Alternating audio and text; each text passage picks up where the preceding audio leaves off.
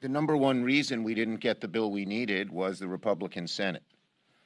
And Donald Trump just obfuscated the whole issue.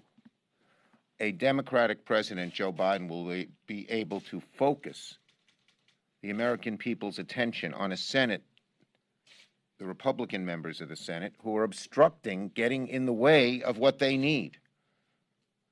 If Joe Biden says we need $1,200 checks instead of the $600, they didn't have any money for checks in their bill. Well, he'll focus on the American people. If we feel we need more money for unemployment insurance, he'll focus on the American people. And I believe the Republicans who have been able to hide under Trump's circus almost will no longer be able to do it. I am very optimistic that we can get a lot more done in a Senate, certainly if there's a Democratic majority, but even if a Republican majority remains.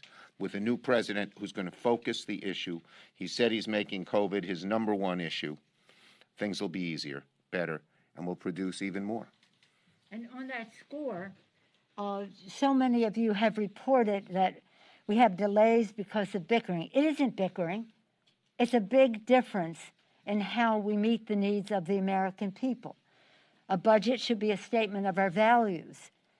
Clearly, we have a different set of values when we're giving $150 billion to the wealthiest people in America to get the CARES Act passed, and shortchanging those who need the money more, and who's receiving that money injects demand into the economy. White shirt.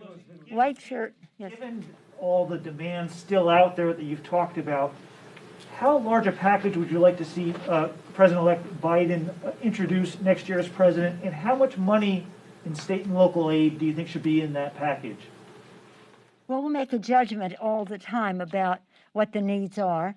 I think that when you see the surge in the coronavirus, you know that we cannot just think it's over or that we can ignore it.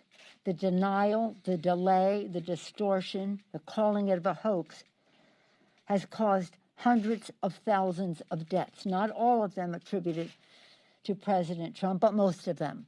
They could have been avoided. So this is a matter of life and death, the lives of the American people and the livelihood of our economy and their economic security.